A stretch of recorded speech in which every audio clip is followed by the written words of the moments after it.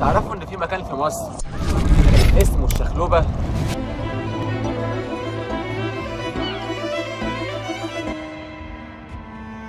جزيرة موجودة وسط تاني أكبر بحيرة في مصر.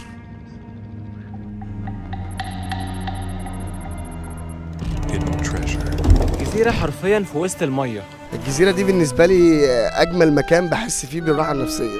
فينيسيا مصر. والجزيرة دي موجودة في قرية، ولكنها مش قرية عادية.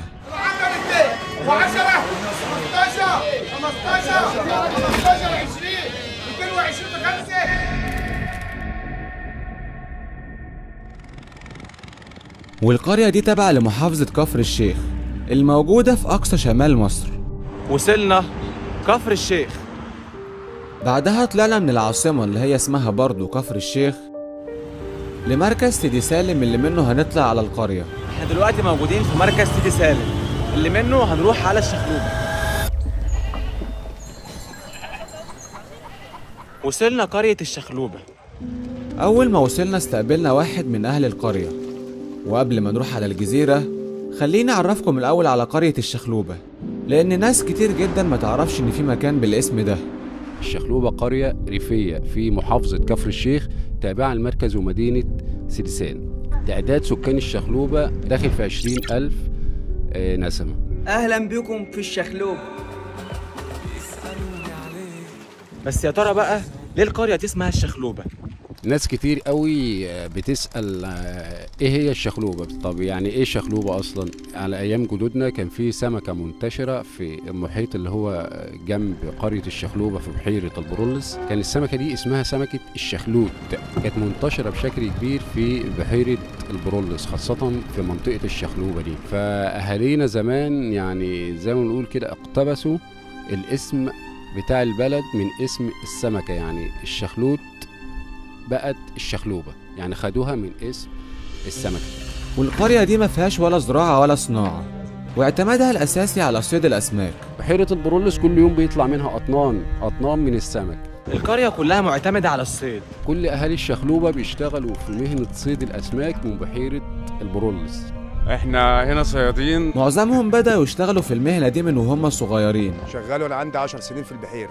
أنا يمكن من وأنا عندي 7 سنين في البحيرة، بقالي حوالي من 22 سنة ولا 23 سنة في البحيرة. ولكنها مهنة مش سهلة. يومك بيبدأ من الساعة 3 بالليل، بتقوم تسرح، بتيجي آخر النهار بتخش الدار المغرب. اللي ربنا بيرزقك بيومك يعني رزقك يوم بيومه. والموضوع ما وقفش لحد صيد السمك بس، لا ده كل حاجة ليها علاقة بالصيد بيصنعوها في القرية، من أول الشبكة. دلوقتي حسن بيعمل صيانة للشبك،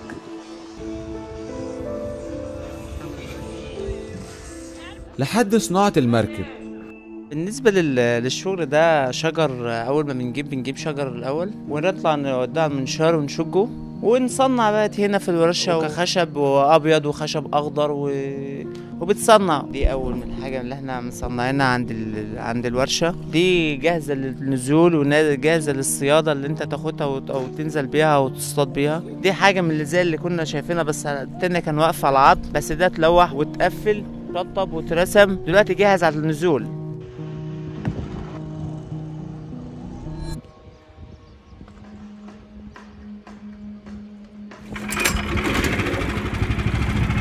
وبعديها رحنا عشان نعرف سر الجزيرتين الموجودين في بحيرة البرولس. دلوقتي احنا في وسط بحيرة البرولس. ايوه، هما فعلا جزيرتين مش جزيرة واحدة.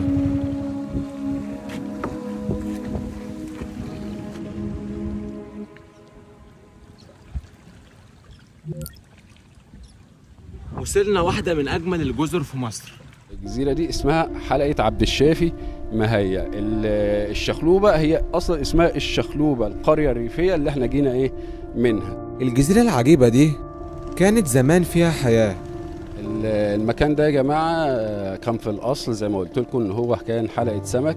كان الناس أيام زمان في المراكب هنا في البحر بتجيب سمكها تبيعه هنا على الحلقة دي. وبالرغم إن حجمها صغير جدا، المكان ده كان فيه محل بقالة، كان فيه مسجد، كان فيه عمال بتبات فيه، كانت حاجة يعني جاهزة كاملة مكملة. والجزيرة اتحولت دلوقتي لمزار سياحي الناس بيزوروه من كل مكان. اصبح الحلقه دي اتقفلت وبقت مزار سياحي. مزار سياحي بنيجي نجيب عائلاتنا ونقعد ناكل ونشرب هنا. الجماعه اهو بينضفوا السمك وبنطبخ سمك وبناكل سمك هنا وبنغير جو. يعني بسم الله ما شاء الله الطبيعه هنا خلابه جميله. اي حد بيجي هنا بقى بيجيب معاه اكله وحاجته ويعمل فين مظبوط، تطبخ سمك، تطبخ لحمه اللي انت عايزه، تشوي، وده احلى مزاج اللي انت تقعد تطبخ لهم انت واسرتك وعيالك كده وتقضي جو يوم جميل، احلى يوم تقضيه. انت تقعد هنا، ممكن تقعد هنا لو سنه ما يزعلكش، بس يكون معاك بقى اكلك وشربك وحاجتك وتستجم بقى هنا.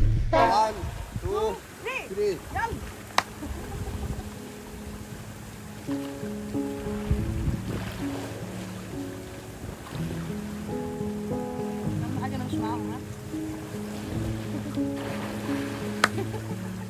وانت في الشخلوبه هتشوف حاجات مش هتشوفها في اي مكان تاني، زي الشجره دي.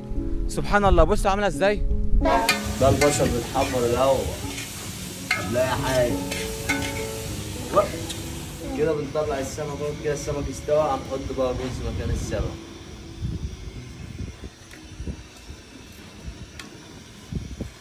لازم الميه بتاعت الرز تبقى على قد ايه؟ الميه دي تبقى على قد الرز، يعني الرز ما يبقاش فاهم عشان الطبخ ايه؟ ما تبص. اهم حاجه تاكل طعم الاكل بس، تستطعم الاكل بس وخلاص. ده رز احمر بقى بالفراخ. دي بطن بقى السمكه. بصراحه اكل تحفه تحفه تحفه بجد. احنا خلصنا الاكل يا جماعه. والله. هناخد بقى الفلوكه تاني عشان نروح الجزيره التانيه. اوعى. دلوقتي اهو داخلين على جزيره جمال حلمي. والجزيره دي اسمها جزيره جمال حلمي، وهي زيها زي الجزيره التانيه، ولكن منسوب الميه فيها اعلى. دي جزيرة عبد شافي ودي بتاعت جمال حلمي. الجزيرتين دول ما كانوش معروفين الا لاهل القريه بس، ولكن في سنه 2017 في حد صور صوره لجزيره منهم، والناس وقتها ما كانوش مصدقين ان الصوره دي في مصر. والصورة دي خدت المركز الأول في مسابقة كانت عاملاها ويكيبيديا، ومن ساعتها الجزيرتين اتعرفوا وتصور فيهم مسلسلات وأفلام، وبقوا مزار سياحي مشهور جدا. وبعديها رجعنا القرية عشان نجرب الأكلة الأشهر فيها. دلوقتي جينا عند محل سمك اسمه سيد سنجاري عشان ندوق بقى سمك الشخلوبة. طبعا سمك الشخلوبة اكيد على مستوى الجمهورية كله مميز عن اي اسماك تانية. يعني من ضمن الحاجات اللي مميزة فيه اللي هو سمك بتاع البحر، اللي هو بتاع السمك النيل اللي بياكل براحته، بيمشي في المية براحته، مفيش حد حابسه، مفيش اكل معين بتديهوله. فدي سمك بيتربى يعني زي ما بيقولوا ايه، حاجة ربانية، اكل رباني، بيبقى ليه طعم مختلف. في محافظات كتير خالص بيحبوا السمكة دي جامد. احنا دلوقتي موجودين في بيت عم عرفة، استضفنا عنده النهارده. معظم البيوت هنا اصلا في الشخلوبه كل بيت بيبقى بيت عيله، يعني ما بيسكنش فيه حد غريب.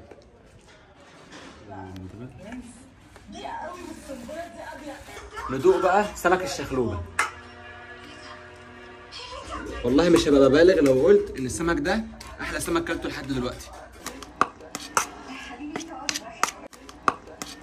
هنا بقى المكان اللي هننام فيه النهارده.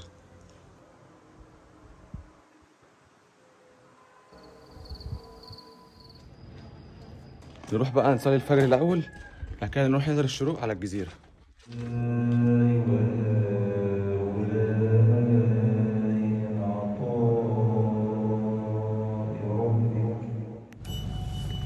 بعديها خدنا المركب عشان نحضر الشروق على الجزيره. الاماكن اللي هناك بقى دي اللي بيتعمل فيها مزادات السمك، بعد ما بيصطادوه بيجوا يبيعوه هنا. ولقينا معظم اهل القريه صحيوا ورايحين يصطادوا.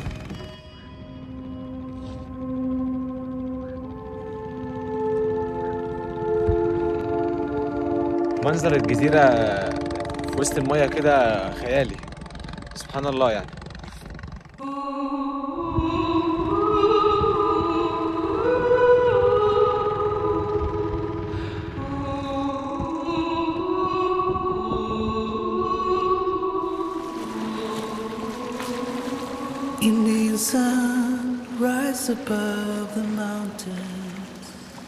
منظر الجزيرة مع الشروق خرافة، انا ما شفتش زي المنظر ده في اي مكان تاني والله. القبطان بتاعنا اهو رئيس عرفة. عايز اقول لكم اللي ما جاش الشخلوبه فاتوا كتير.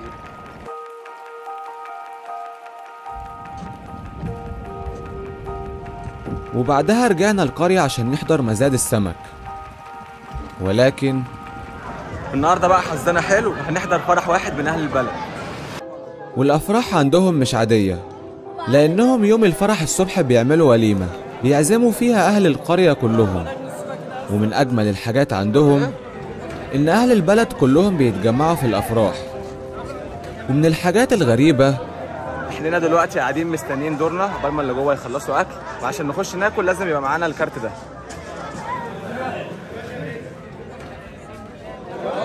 دلوقتي خلاص اهو اديناهم الكارت وداخلين.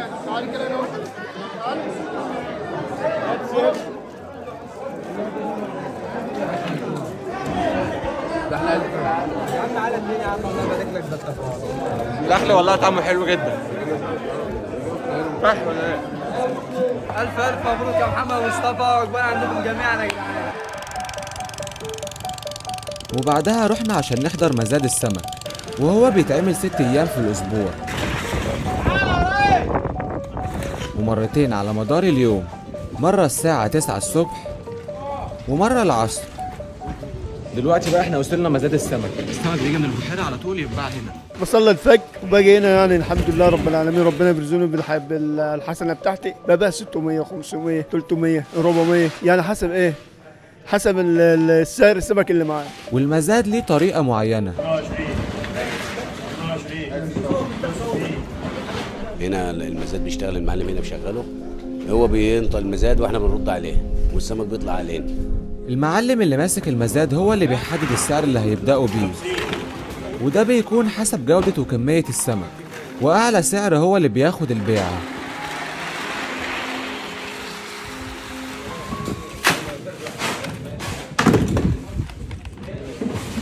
من الحاجات الحلوة بقى في المزاد إن هم وقت الصلاة بيسيبوا المزاد وبيجوا يصلوا.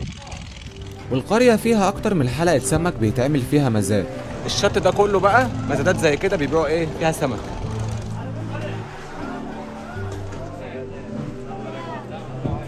اللي ورايا ده بقى مزاد تاني. 40 اوه 1110 1110 1110. وبكده تكون رحلتنا في قرية الشخلوبة خلصت. قولوا لي حابين يكون الفيديو الجاي فين. شكرا جدا على دعمكم المستمر، ما تنسوش تشيروا الفيديو في كل مكان. الرحلة دي بقى انا طلعتها مع مين؟ مع عرفة سفير الشخلوبة. هسيب لكم رقمه في الكومنتات والبيدج بتاعته، ولو عايزين تيجوا هنا كلموه. اشوفكم الفيديو الجاي، سلام.